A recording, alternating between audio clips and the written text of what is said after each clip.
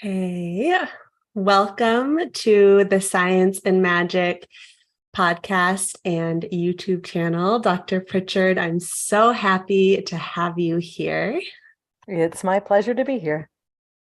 And for those of you who don't know and are maybe watching this on YouTube and not on the podcast recording, Dr. Prichard was my professor in college back in the day. She was the beginning of my love of neuroscience and learning about the nervous system. And we've been able to lightly keep in touch over the years. So it's just an honor. I always feel like you've supported the work that I do and the kind of untraditional path I've taken in regards to the nervous system.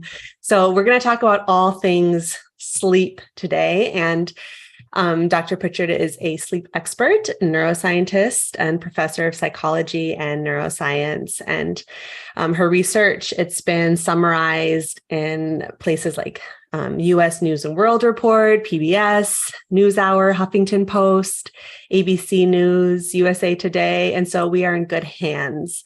I'm so excited to start this conversation. I like to start these episodes from the perspective of who you are, and then we get more into what you do and what your expertise is. So before we dive into sleep, all the goodies, I would love to invite you to talk about anything in relationship with your background, your upbringing, anything you want to share with listeners to give a context of who you are. Sure. I grew up in the 70s and 80s in Texas. My parents were both scientists. My mom's a veterinarian and my dad was a physicist.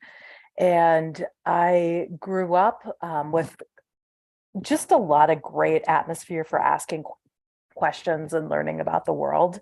I went to college to study biopsychology in Kentucky and grad school in Wisconsin, which is where I really started falling in love with the science of sleep.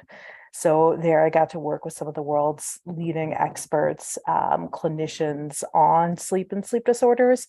And it's just really been a passion of mine since I started teaching undergraduates in 2004. Amazing. And what are you most excited about currently in your studies of sleep? Like what's on your mind? Well, I don't think I can ignore the social context of the lives around us. So I think where I get most excited about sleep is following in the lines of Tricia Hershey, the NAP bishop or the NAP ministry, and thinking about rest as resistance and how we can use sleep to push back against grind culture and how we can really look at the structural barriers that are in place that disproportionately impact women, disproportionately impact people of low socioeconomic means, disproportionately impact people of color. So I'm really thinking about what are structural ways we could give everybody the best sleep they need to thrive. You just gave me goosebumps. Who would have thought like years later, we'd be having a conversation like this about how sleep contributes to hustle culture. And a lot of my work is actually around addressing hustle culture and working with high achievers and high performers and helping them to find a more nourishing way to work. And I love that that's on your mind too. I call it working deliciously, but then also acknowledging that there's societal structure in place that plays a role in allowing that to happen. So let's talk about sleep. It's super mysterious to me. And it's not something that's consciously experienced. I find that as I fall asleep, the transition into sleep just kind of like happens. I don't consciously know it's happening.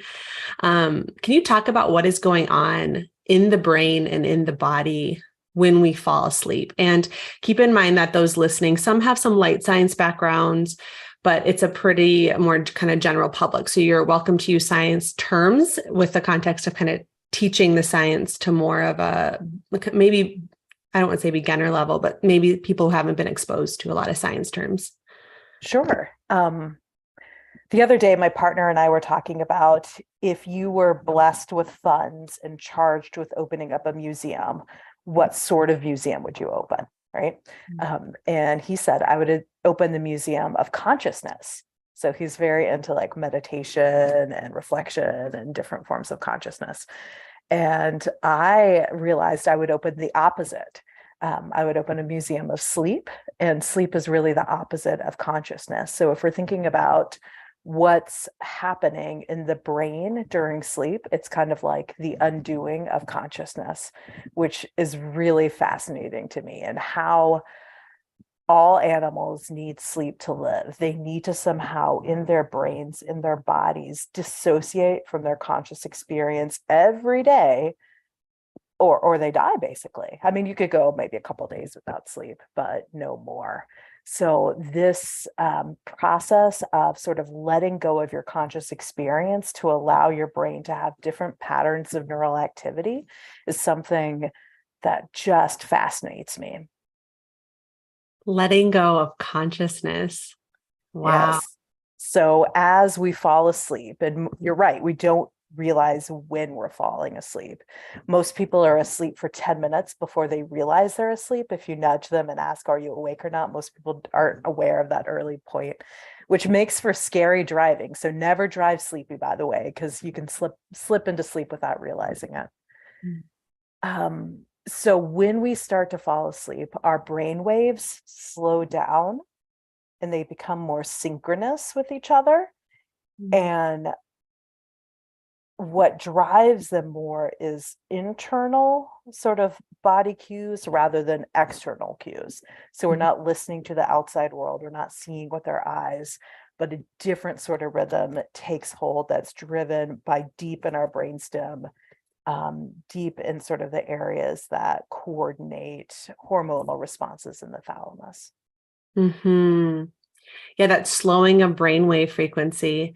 And I'm thinking of sometimes as I'm falling asleep, the way that I can catch it is if I get little visuals. So I'll see I'll be like half in a dream and half not. And then like an external cue happens and it brings me back. And I was like, oh, I was in the process of falling asleep.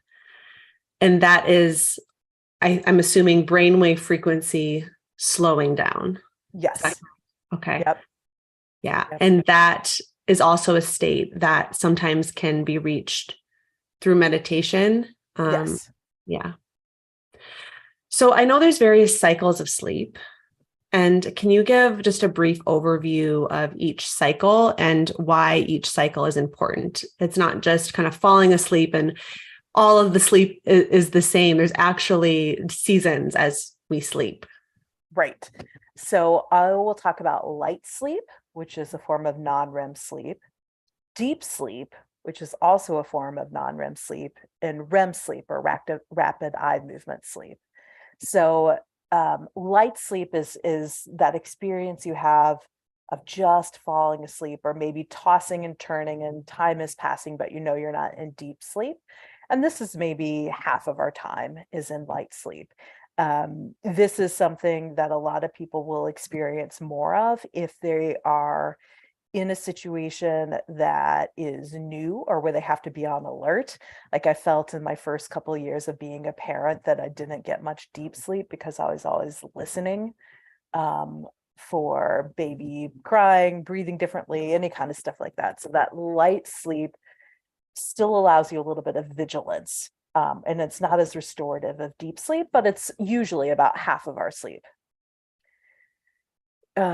Deep sleep is when our brain really slows down, really slows down to maybe 1 cycle per second. From when we're awake, it could be like 16 to 20 cycles per second.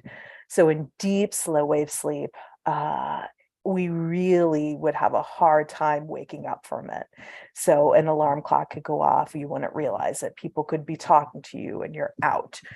This deep sleep peaks at age 8 and kind of goes downhill from there. So it's not like sleeping like a baby, it's like sleeping like an 8-year-old, that deep, delicious sleep. But we still experience that deep sleep. And that's when our body does a lot of restoration work. That's when we have a lot of the growth hormone, other kind of hormones secreted. That's when our body works on enhancing immune responses. And this is when a really important process happens in the brain that was newly discovered, I'd say in the last 7 years. During this stage of deep, slow wave sleep, our brain cells shrink, our cerebrospinal fluid increases the flow throughout our brains, and literally cellular waste is removed. So this glymphatic system, so like not lymph node, but glymphatic system sort of physically removes cellular waste products from the brain, and the brain takes up a lot of metabolic energy, like 20% of our energy. So it produces a lot of waste, and this is washed away during deep, deep slow wave sleep. The body's amazing. It is. It is. So this is a stage of sleep where if you accidentally are awoken from it, you feel like crap.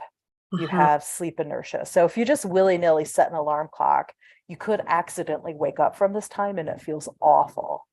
So that's one of the reasons I hate using an alarm clocks, and rather just let my body decide when it's ready to wake up. Or if you nap in a certain way and you wake yourself up from a nap and you feel more groggy than rejuvenated, is that kind of what's happening? Yep, your brain is getting kind of too far into deep sleep without rising to REM sleep, which is the other stage we're going to talk about. REM sleep is the natural way to wake up. And REM sleep, our EEG, our brain waves, are about the same as high level of conscious activity. So this is about 2 hours a day. I often joke in class that this is 2 hours that you are paralyzed and hallucinating. But literally, you are both paralyzed and hallucinating. Your body doesn't allow motor movements to happen. Whereas in non-REM sleep, we could roll around and get under the covers and stuff. But in REM sleep, we don't move because we would act out our dreams if we did. And we are also very active in our sensory systems, but they're driven all internally. Hallucinations, basically. We're not seeing, hearing, touching, tasting, but we have those sensations. And this is the natural way to wake up, is from this dream sleep. Yeah. Wow. It makes me think of that notion of leaving consciousness, but perhaps it's entering into a different state of consciousness because we're responding internally in a way. It's fascinating. Like there's still senses, there's still in REM, right? Specifically. Right. Yeah. And sometimes you'll work external stimuli into your dream, like you'll hear a beep of your alarm clock, but think it's something else. Or you'll have pain in your arm and you attribute it to something in your dream when really it's you're sleeping in a funny way. So that sort of REM sleep consciousness is a really interesting one. How much of you is there, right? Are you making the decisions you would? Are you making the moral choices you would? It's fun to think about. It is fun to think about. That's that magic component of the science, the mystery, the wondering. So we have light sleep, we have deep sleep, and we have REM sleep. And do we filter through these cycles? Like how many times do we go through them throughout a night, or is it just a third, a third, a third? Many times. So I would say the first half of the night is more dominated by non-REM sleep. And we kind of start light, go deep, come out light again, and go varying levels of deep. And then the second half of the night is more REM sleep, where we're alternating between light sleep and REM sleep. Okay. We don't transition directly from wake to REM sleep, because that would be like narcolepsy. That would be terrifying if you're awake and then suddenly you're paralyzed and dreaming. Yeah. But we can't go directly from REM sleep to wake. Okay. We wouldn't ever normally go from deep sleep to wake. Okay. And through, let's say you get a short night of sleep that you have to wake up early. Would that mean that the REM sleep is cut into? Yes. So, and I should also say it's very normal to wake up throughout the night. The average person wakes up like 17 times a night. And usually you just go back to sleep within a minute or two and you don't even notice it. And that's normal. It's normal to be awake for 10, 15, 20 minutes and go back to sleep. That's normal. I think we're putting too much pressure to think that sleep must be like, okay, I've got 6 minutes or 6 hours and 30 minutes of sleep starting now. And we get frustrated if we have wake ups in there, but that's totally normal. The average human used to spend like 10 hours in bed. So we've really curtailed the sleep opportunity we give ourselves. Sorry. Go ahead. No, keep going. I love where you're going. No. I was realized I lost what your question was. I know I had to. I'm just following you. I think that it's amazing that you acknowledge that waking up is normal, because I think a lot of people wake up through the night and then start to feel probably guilty, like, oh, I'm not getting enough sleep. And I know that I have the Aura Ring, the sleep tracker, and there's a lot of sleep trackers that exist. And so this kind of I notice if I wake up a lot through the night, I feel like a little like, oh, I didn't get good sleep. But you're saying that that is actually normal and doesn't necessarily dock sleep points. No, not at all. Okay. And I think that could relieve some of the pressure. There's something called orthosomnia for people who use sleep trackers that start to feel anxious about their sleep because of whatever performance rating they're getting from, I'm wearing a Fitbit now, but like Fitbit or Aura Ring. So there is a placebo effect of sleep that's been demonstrated. If you tell somebody they got a bad night's sleep, they'll feel worse than if you tell them, wow, your sleep looked great.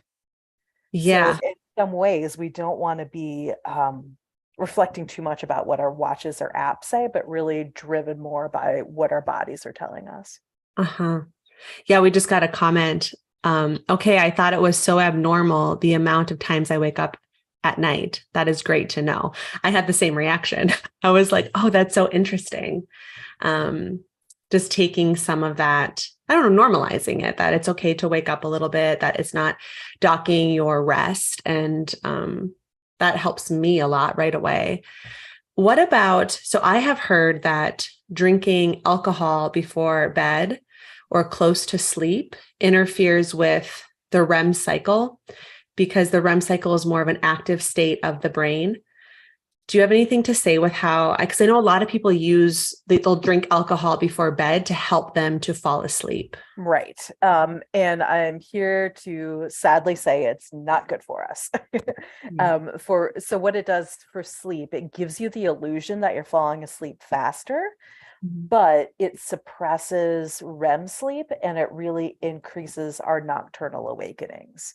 So when I drink alcohol, which I'm actually trying to do less and less and less, because so much more of the data is like, there's really no good from it. Like, yeah, it's not healthy in any way. So that's me sadly trying to really limit it to a couple of times a week, just 1 or 2 drinks total.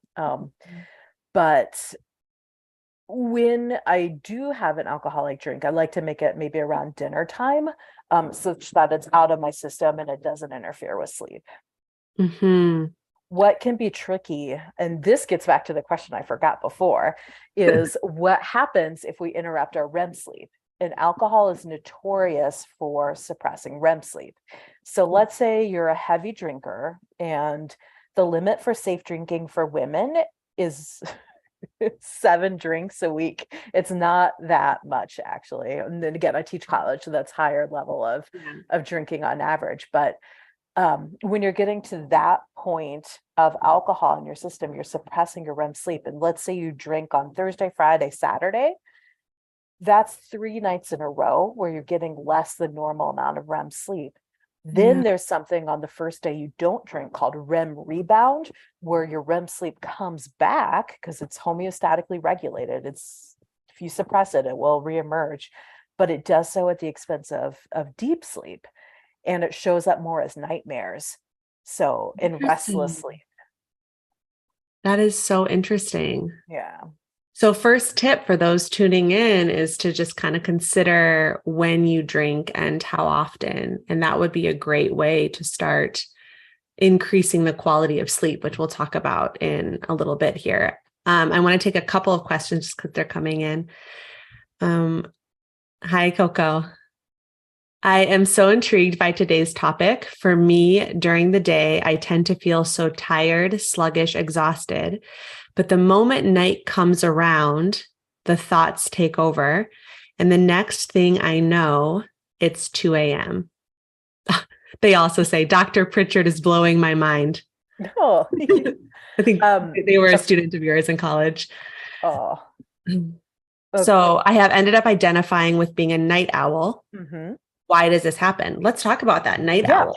Yeah, I really want to acknowledge that you are who you are. This is genetically determined. So I discovered I was a morning person in college when I found it was much easier for me to wake up and do my studying and do my work than stay up late and do it. Um, and I also just got really grouchy late at night. So for those of you who are listening, are like, yeah, I'm like that, but in reverse, I don't want anybody to talk to me before 10. Why would you ask me to do anything complicated early? That is in your genetics. It is when your body starts your alertness cycle in relationship to the first light of day.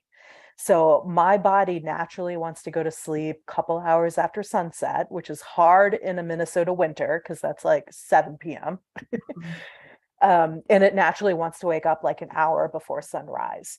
Other people are going to be completely different, where their body cycles are going to want to wake up after sunrise. And you are going to feel at your most alert in the evening. You're going to have your most creativity then, your most efficiency. So, what I would say is try to honor that rhythm as much as you can. Try to think about what kind of job or life is good for you, and don't work against it. Mm. Yeah, I am very much a morning bird. And I feel at my best when I wake up before the sunrise. My mind feels clear. I know that's when I'm at my most creative. And I get grouchy at night. I just know that I can't stay up and do something active with my mind. That's for me more of a time to do easier tasks. And if I go to bed early, I feel great. And I've noticed if I kind of push myself and stay up late with maybe my partner who's more of a night owl, then I can feel it influence my system. So I love this, Coco. I would say, it sounds like you're a night owl, like you're not more nocturnal. What would be the word for that? Yeah. There's Let's see. Evening chronotype is the official evening word. chronotype. Yeah, you're more of an evening chronotype. Do you think would you suggest to them that 2 a.m. is a okay time to go to bed, or for evening chronotypes, is there a range that is more healthier? If you can sleep till 10 and you can just keep your same rhythm, go to bed at 2, sleep till 10, and that works for you, that's great. What will happen with evening chronotypes is it'll be easier for you to get pulled later. Hmm. Like it'll be easier for you to stay up a little later doing something fun, and more of the fun stuff happens in the evening anyway. I think the world biases itself for morning types because that's when like the SAT exams and stuff are, is all morning. It's not quite fair for evening types. But what I would suggest is setting an alarm for yourself, like picking your regular bedtime and setting yourself an alarm maybe 30 or 40 minutes before that says, okay, time to wind down, because your brain is going to need some extra proof that it's time to wind down. Otherwise, it'll stay up later. So time to turn off the electronics, time to start doing some like breathing to relax you into sleep. Mm-hmm. It's great. I mean, so far in this conversation, we've taken the guilt out of some of this stuff of like, okay, I'm waking up throughout the night and I prefer to go to bed later. And it sounds like, that this isn't necessarily bad, that different people operate in different ways. And, there's some healthy sleep rhythms and routines and habits, and we'll get into that. But I love this so far that it's kind of shifting perspective around sleep. So, Michael, hi, Michael. Should bed be limited versus reading or TV in bed? What do you think about reading in bed or watching TV in bed? I would say no to TV. So your bed should really be sort of a sacred spot for rest and pleasure and rest. Like that's what it's there for. You shouldn't be having complicated conversations there. It shouldn't be watching sort of emotionally activating shows. And then the light from the television suppresses our melatonin. The content from the television can emotionally activate ourselves, and it's just a time waster. So time we could be sleeping, it just happens to be another episode. So pretty much all the sleep people agree, get the TVs out. I don't mind listening to things in the bedroom, though. I like to listen to podcasts or meditations or short stories as I'm falling asleep, or music sometimes. I think that's a big habit, the watching TV before bed. Yeah, it is. And it's such an easy way to improve your sleep. A lot of people do it because it's a way they can get out of their own head. Yeah. And they need that sort of transition to fall asleep, but there are healthier ways to do that. Yeah. And I'm guilty of that too, especially because my brain stops being creative. Mm-hmm. And it feels kind of nice. I spend like all day feeling productive, kind of doing body stuff, doing self-care rituals. And sometimes I'm like, it's that craving for like, like a cheeseburger and French fries for my brain. I'm like, I just want to turn, but having that balance of like, okay, well, one episode and then go to sleep. But what I do notice sometimes is that whatever I'm watching will show up in my dreams sometimes. I think that's fascinating. I mean, is it being wired into your subconscious experience somehow? Yes. And this is something called day residue. So we're getting into the content of dreams. But before I go there, I want to loop back to morning type and evening type to just say one more thing before I forget about that. Then we'll transition to dreams. I just want to acknowledge how great it is that there's a diversity of phenotypes, of sleep phenotypes. Because in a community, you want morning people, you want evening people, you want people who wake up very easy, because somebody needs to be like making sure babies are okay, animals are okay, there's not a lion in your village at all times. So it's really useful. Okay, so a lot of partners don't have the same chronotype, and I think it's perfectly great for one partner to go to bed hours before another partner, because that's acknowledging what they need, and then that makes them both have the potential to be at their best, and support whatever needs that arise. So that's I love something that. I wanted to mention. So don't feel guilty about an evening type. Think about what you can offer as an evening type. That's so good. Bringing it into the context of community and seeing it as a gift too is great. Yeah. And the next piece was the dreaming. Dreaming. What you Yes. watch. So dreaming, there's a lot written about dreams. There's a lot of religious context for dreams going back thousands of years, that they're an opportunity to commune with God, with spirits, with ancestors. From a scientific perspective, our best thoughts on dreaming is that they allow our brains to explore possibilities without the hindrance of our consciousness. So there's a theory called next up, network exploration to explore possibilities, where our brain will just kind of throw different circumstances at us and use what we've learned before, and also filter through what's called the day residue of what we might have seen, and kind of figure out what are the major things from today I should integrate or upgrade my programs with, and what are things I can just throw out because they're not that important. So I'm not sure if you've ever spent the day in the ocean, and then as you're falling asleep, you feel the waves in your body. This also happened to me like a day I was weeding all day, and it was just like a new physical thing for me. And as I was falling asleep, I could still feel my body doing that. That was our brain being like, whoa, we've gotten a whole new body sensation here. We're trying to learn and adapt to. As some of us might have gone through breakups, we dream about the content of the breakup, or we have grief dreams. That is our brain kind of working through what just happened today. How do I integrate that with my life? How do I use that to predict what might happen in the future? And how do I become better equipped to deal, basically? And that's a gift. That's like hours of therapy our brain is doing every night if we give it a chance to sort of figure out those circuits. And that happens in REM sleep. Mm-hmm. And so so I work with, like I said, a lot of high achievers, high performers, and there's this belief system that rest or sleep is unproductive. And so I just want to pause for a second and notice that REM sleep, and there's so many reasons why sleep is very productive and restorative and all these things.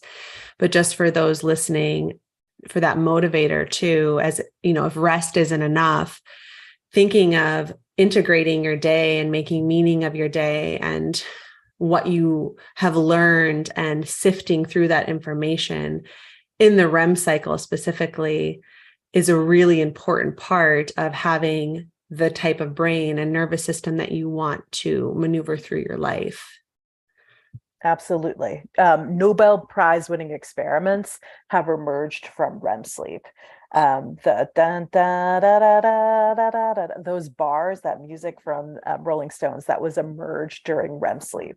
So you have so many examples in history of people having big breakthroughs and insights and aha moments after just waking up, after having their brain sort of unconsciously process through. I love that. On the Science and Magic Facebook group, I put a poll up and I asked members to respond to a variety of statements about their relationship with sleep. The top vote was, overall, I feel tired and depleted. And I'm wondering if that could be, it could be a variety of factors, but let's say that someone gets sleep and it's mostly light sleep, deep sleep even, but they don't get the REM sleep. Are they going to wake up feeling tired and depleted? I think I'm just curious. I feel like a lot of people sleep, but maybe more restless, or they're maybe not sinking so deeply into sleep. Right. And I think the biggest issue is they're depriving themselves of the total amount of time it takes for sleep to happen. So if you want to sleep 8 hours, or let's say 7, if you want to sleep 7, give yourself an 8-hour opportunity for sleep to occur. Okay. So if people are like, okay, I'm going to sleep 6.5 hours, I'm going to start now. And then that pressure interrupts your sleep. So just acknowledge sleep is a non-negotiable part of my day. And I treasure that. This is a time I need for my health, for myself, for my reflection. I think another point is that in addition to sleep, we need wakeful rest. So sleep is one thing, but we also need time every day where we are just enjoying ourselves, pleasure reading, taking walks. And I don't think we are good at knowing what active rest feels like either. Active rest. That's another, yes, that's so important for so many reasons. Does active rest help one find good quality sleep? Right. To fall asleep and have deep sleep, you have to feel physically safe and psychologically safe. If you are, what do I got to do? What do I got to do now? What's going to happen? How am I preparing? If you don't make time for yourself to play or explore or read, you are subconsciously telling yourself, this is a high danger environment where I always have to be on edge. There's no time for simple relaxation. How is your body going to interpret that as there being time for true sleep? So true. And TV doesn't count for that active rest. I think it can, but it would be better if it was time spent with yourself. I feel like TV is a way you could sort of dissociate from your thoughts, and be more passive. I like the idea of active rest being like, I am drawing, I am playing music, I am playing a game. Yeah.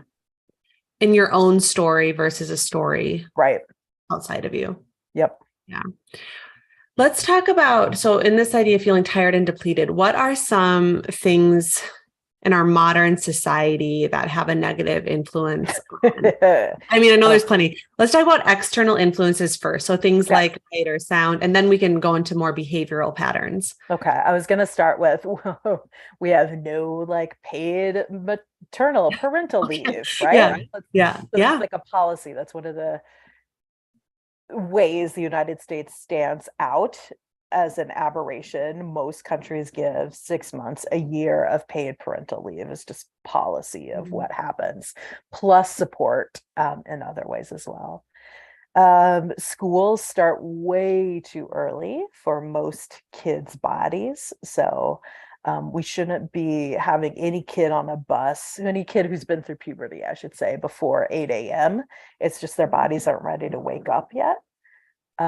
We have a culture of grind and you are worth what you could produce, which Tricia Hershey, and I believe this too, argues that is a culture of white supremacy and slave culture. Like how much you are worth is how much you can produce. Where did that come from? Where is that notion stored? Why isn't everybody celebrated for inherent worth and dignity of their individual just as they are?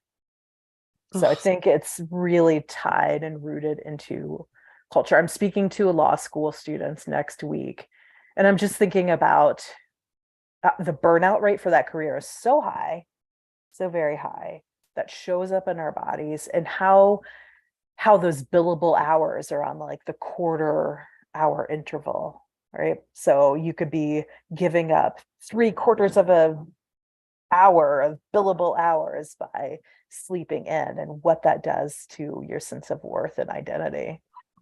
Wow, that's deep. Yeah.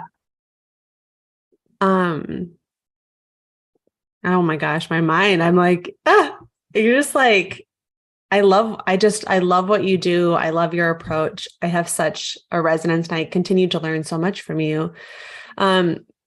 With this, okay, so we have more of these general societal blocks towards sleep and rest. What about immediate things in our environment towards getting sleep? Okay, so one of my favorite studies is if you take people who have insomniac tendencies and you just send them to the mountains of Colorado, out of Wi-Fi zone, with a backpack and a tent, their bodies return to good sleep. Yes. So they don't have good mattresses, even though they don't have like sound machines. If you get somebody away from Wi-Fi and electric light, their bodies return to waking up with the sun, falling asleep easily a few hours after sunset. Yeah. So I feel like electric light has a big part of that. Our eyes connect to over 13 different areas in their brain, and only one of these areas does conscious visual perception. The other 12 are non-conscious responses to the light. I've really started to adjust my lighting situation, and I can't go back. I'm really influenced by light now. On my computer screens, on my phone. I have very dim light in the evening. Otherwise, I find that I get agitated and irritated. So I know that, not having overhead light is helpful, like having, because our ancestors didn't have this like overhead light at night. So I was reading that having like just a lamp or something can be helpful. They were kind of by fire. So having more warm red lights is more helpful than like blue or fluorescent lighting. And it makes a huge impact. When I watch TV, I have these yellow glasses and I can't even, if I don't have them, I just feel like I get agitated from the light. I mean, there's a literal neuroanatomical explanation for that. Yeah.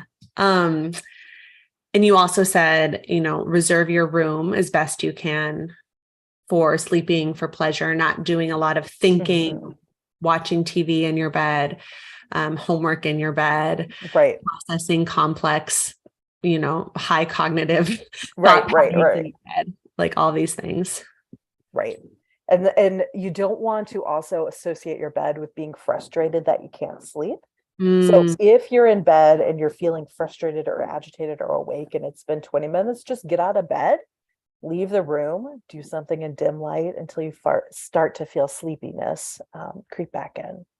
Oh, I love that. That's a great tip. Mhm. So if you're tossing and turning in bed and you can't fall asleep and it's been less than or more than 20 minutes, rather than continue to toss and turn and try to go to sleep and create that pressure and the association with agitation in your bed, get up, go do something. And I've actually done this before. I'm like, well, I can't sleep, so I'm just going to embrace my insomnia right now. And I'll go and I'll clean the kitchen or read or something. And it does help to move that energy. And because there's nothing more aggravating than trying to fall asleep. Yes, you definitely get sort of a performance anxiety about sleep. Yeah. Yeah. So it's good to shift that. I like the Yeah. phrase you use of kind of shifting the energies. Yes.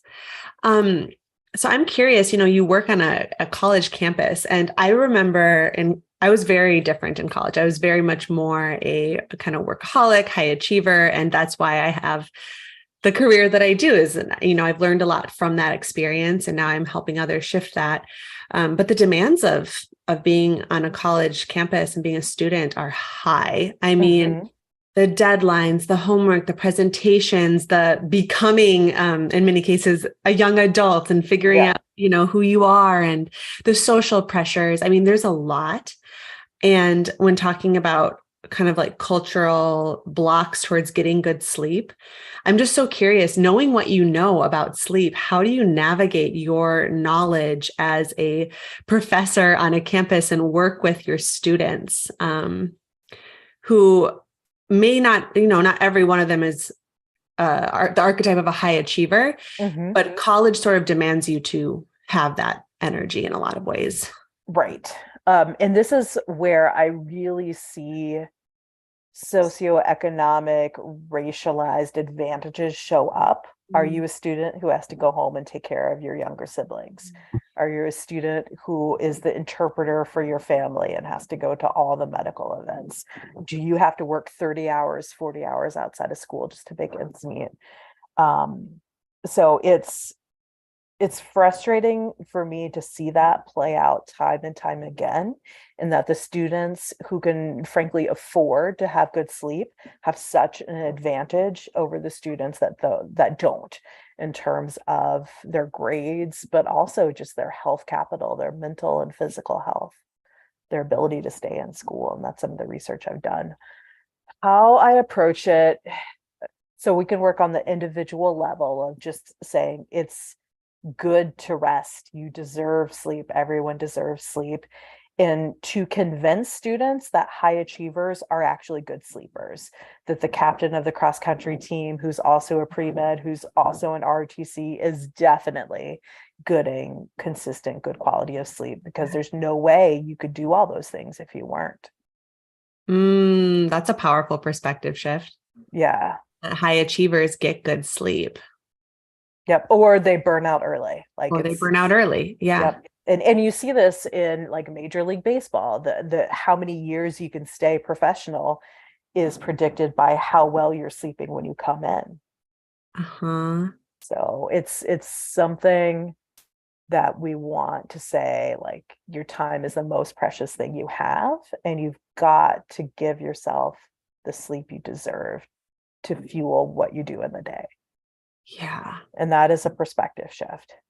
That is. And that addresses that belief of when I'm sleeping or resting, I'm not being productive. And it even ties into that feeling of worth. Like you're not necessarily outputting stuff, like things, like tasks, that there's some degree of worth associated with that. And I mean, that comes from many places, but I just think that that's so perspective shift can be so important here. That keeps coming up in our conversation, perspective shift around sleep, rest, worth, all of those things. Yeah. At the policy level, I like to work with academic faculty and staff to say, like, why not give flexibility with deadlines, right? Yeah. Realize how many students are working these hours. You're not going to grade everything immediately. you get extensions in your life. Why not allow the same grace to students? And I also try to get things like sleep screening questionnaires in for every single student that comes in with a health concern, for every student who is becoming a student athlete, for all students who are struggling academically. Like, let's start and see what their sleep is and see if that's something that we can turn around. So important. I also have heard you talk about before that sleep is homeostatic. So it kind of calibrates to what the body needs. And that makes me think of, being a student on a campus or learning new skills. Can you talk a bit about how the kind of sleep that you need is determined by what you do during the day, which again, I think is so amazing. I mean, the body is incredible that there's a program for it that innately built in, but just kind of acknowledging that the amount of sleep you need is dependent on what you do. All right. So there's some great research. I think this is Rachel Huber in Giulio Tononi's research from Madison that showed when you're learning a new skill. So let's say you're learning guitar for the first time. The right hand has it easy. It's usually just strumming. The left hand is a lot harder.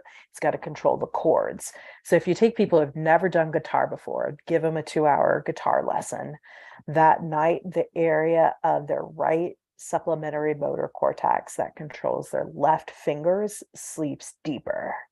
So like, even within the brain, there's parts that are going to sleep deeper, reflecting whatever you've done. So I remember studying organic chemistry in college and dreaming all about those like chemical formations, the boats, the chairs, the like free radicals hanging out here. And that was so just embedded in my consciousness at the time that it definitely showed up in my dream work. Is there such thing as like learning too much information, that it's like an overload and there's only so much of your brain that can absorb so much information? I'm just thinking of cramming for exams or always listening to podcasts or reading, or just like that drive to like take in everything. Like how much can you, I mean, that's a really broad question, but I don't know. We are definitely in information overload. Yes. So much so. And it can't be integrated unless we really spend some time with it and think about it. This is getting back to classic neuroscience, like long-term potentiation. The change in synapse structures comes from repeated exposure, and it comes from meaningful associations.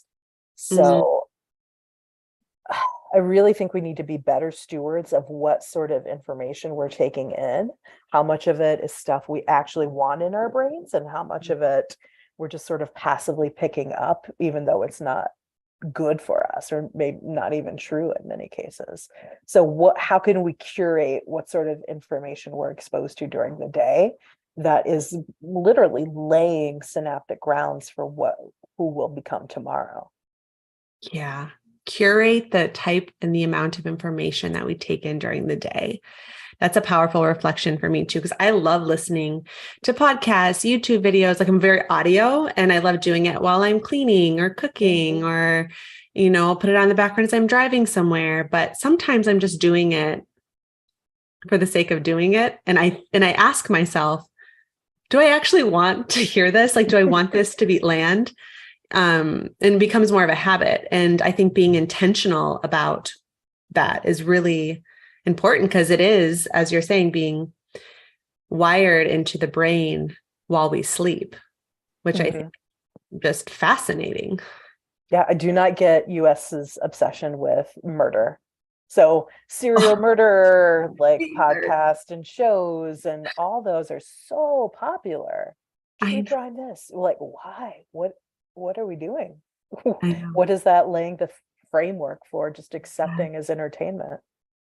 And video games too. Like there's a lot of violence in video games. And I always wonder about how that lays, even like late at night, with young children watching.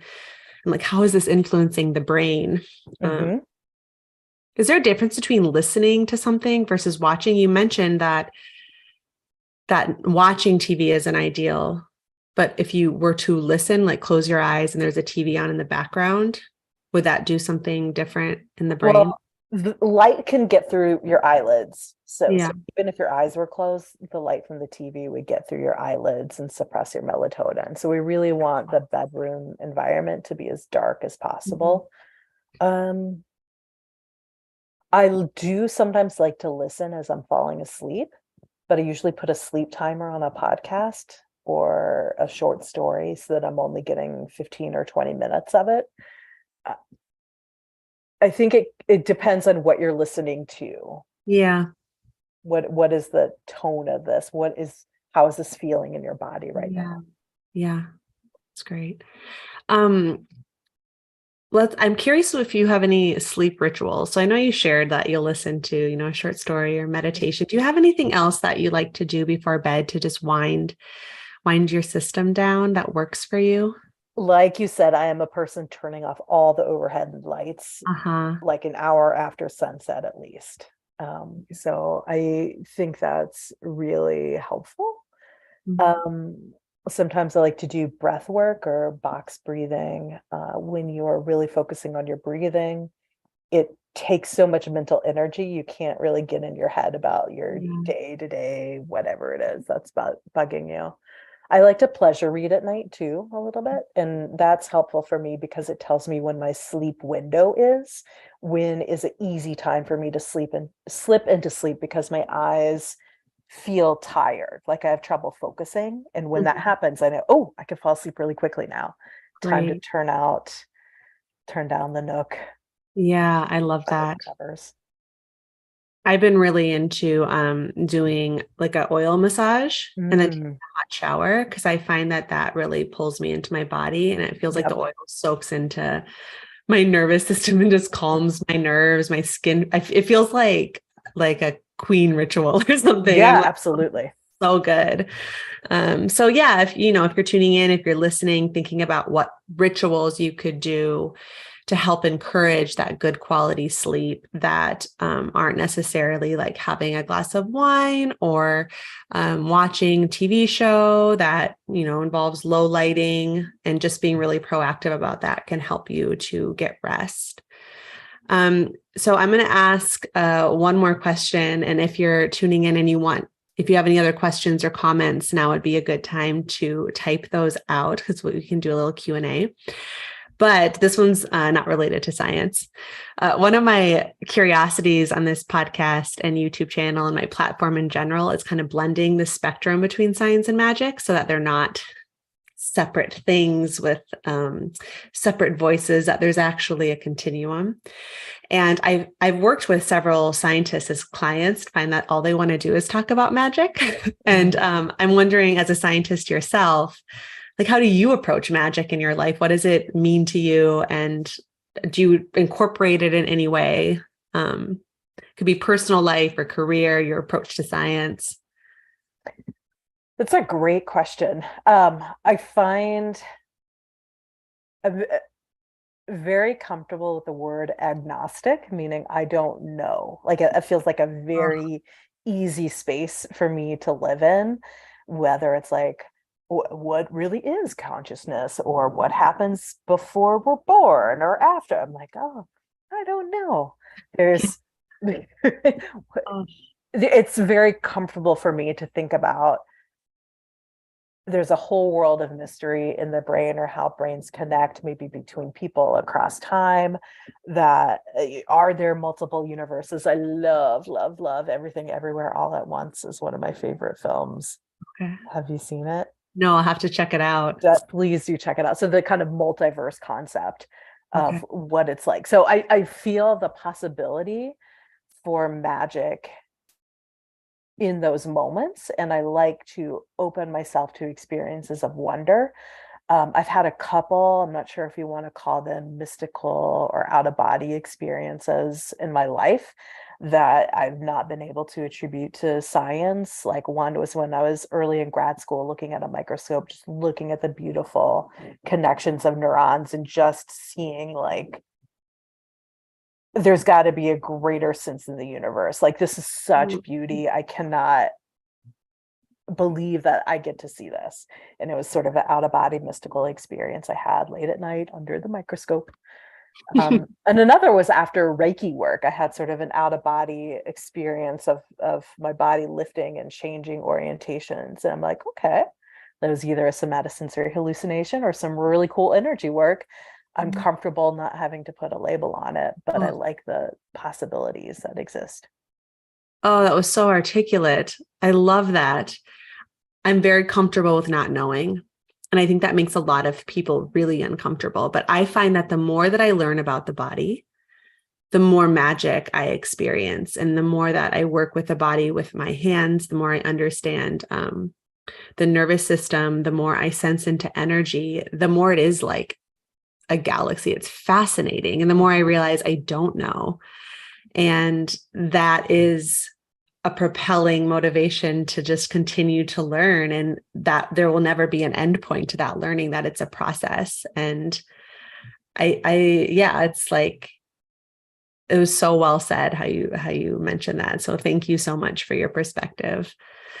How can listeners reach you? So I know, you work at the university. Do you do any public facing work outside of that? Or do you have any posted lectures or anything like that? So I do have a TEDx talk that's more around children's sleep and how we can better protect and support children's sleep. So I feel like I have a pretty unique name, Roxanne Prichard, pretty Googleable. So I'm on Twitter, my email's out there, and I have a TED talk and probably some other talks recorded online too. Great. And I can link those below in the YouTube video. And then if you're listening on the podcast, I'll link them in the show notes so you can continue to learn from Dr. Prichard's amazing work. Do you have any final words to share regarding sleep and rest and, society? Just enjoy it. Like, think of it as a time for magic communing, like your unconsciousness gets to hang out, right? That's cool. It's wonderful. That gives you life, literally. Who would have thought? It's so fascinating. Like, back in the day when I was taking sensation and perception with you, and I just remember like working with so many rats and like, like doing science experiments. I feel like I didn't know your perspective about magic and wonder and awe.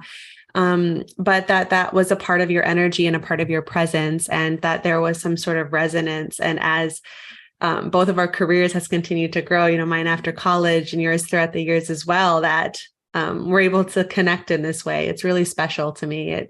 I look up to you a lot, and I thank you so much for your teachings. And I mean, it's a big reason why I'm here working with the clients that I'm working with, and sharing the information that I share. It stems from my start of learning about it in college. So I just want to extend my gratitude to you. Oh, thank you so much. That's the best thing I could hear. Oh, and thank you to everyone tuning in. If you're watching the replay, feel free to leave a comment, ask a question, and we can get to that. And I hope that everyone gets a beautiful night of sleep tonight. Okay. Sorry, I'm making sure.